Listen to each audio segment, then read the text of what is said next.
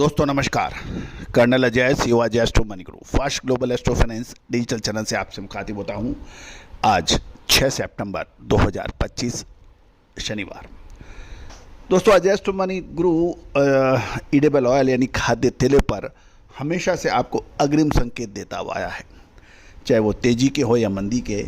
और मुझे बताते हुए बड़ा गर्व है, खुशी है कि आज सोया तेल हो या फिर पाम तेल, सरसों तेल हो या फिर मूंगफली तेल या फिर कैस्टर ऑयल, इन सब पर अग्रिम विश्लेषण बगैर इफ एंड बट, अगर मगर तो बिल्कुल स्पष्ट विश्लेषण देने वाला देश दुनिया का पहला चैनल है। और यही वजह है Malaysia, Indonesia, Brazil, Argentina, America, Bhutan, Nepal, Sri Lanka, even Pakistan के ईडेबल ऑयल के मिलर्स, प्लांट होल्डर्स आज भारत की तरफ देख रहे हैं, भारत की विश्लेषण पद्धति को सराह रहे हैं और उसका पूरा फ़ायदा उठा रहे हैं।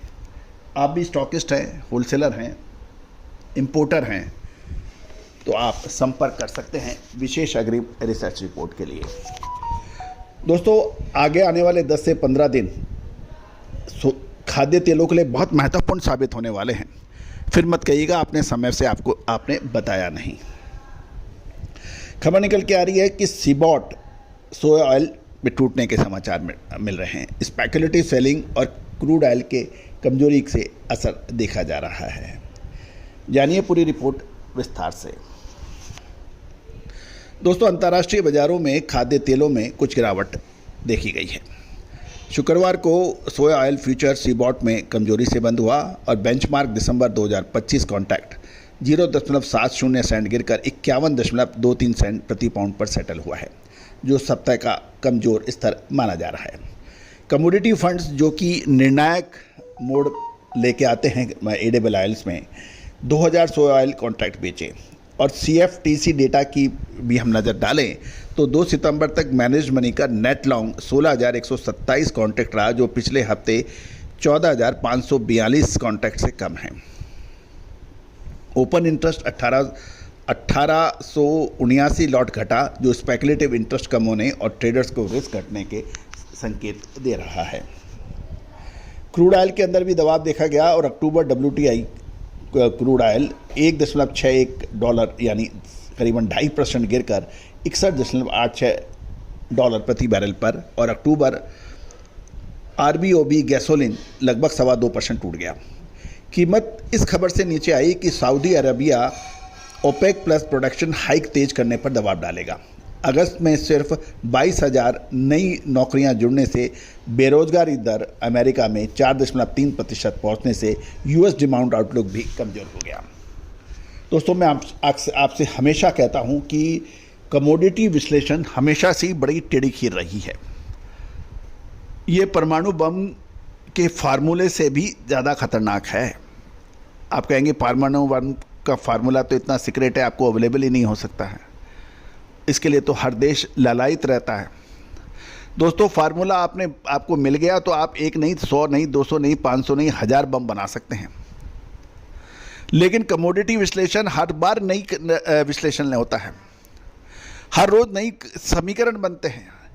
Geopolitical tension, geo economical tension, currency fluctuations, crude oil prices fluctuations, unemployment data, OPEC meetings, production, demand, export, rivals edible oils के बीच में कंपटीशन, ड्यूटी इंक्रीज और डिक्रीज, एक नई आपको हर बार एक नई चीज़ नज़र आती है।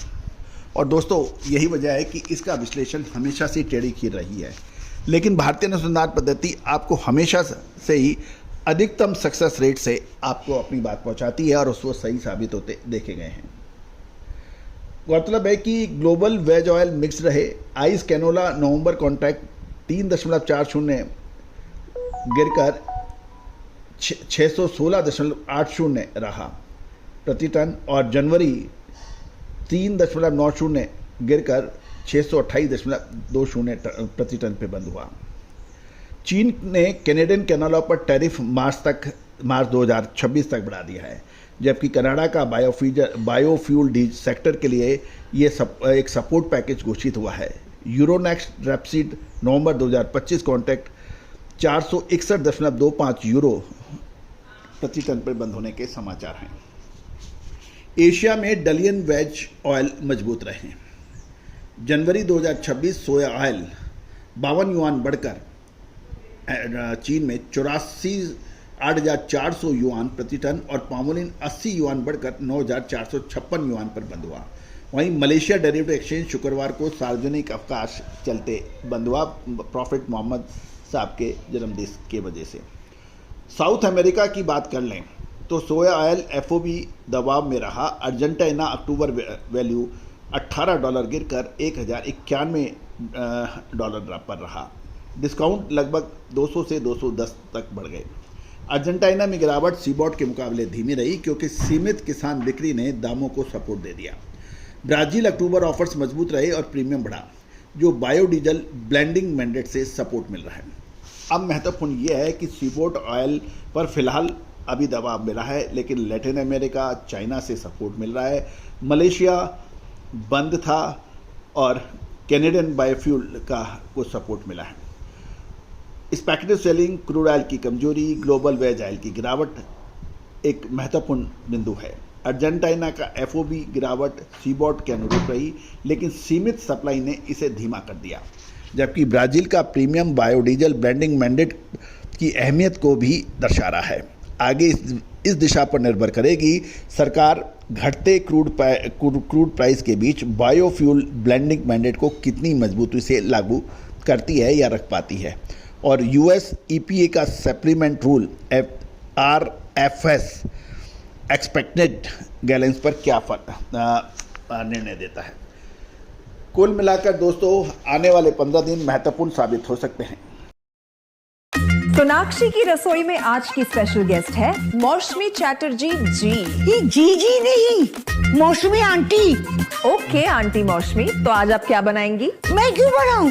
मैं तो गेस्ट हूँ, आप बनाओ, हम खाएंगे। एक्टिंग में तो हिट हो, अब खाना बनाओ सुपर हिट। ठाट से बनाऊंगी खाना, है ना द बेस्ट एवरीडे मसाला। आओ बनाते हैं मसालेदार छोले।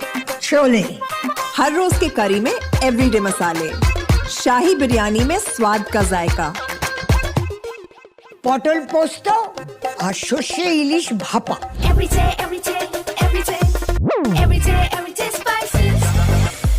साफ मसाले, खुशबू और प्योर झांझ, टेस्ट से भर दे हर जुबान पे स्वाद। एवरीडे मसाले, देश का स्वाद।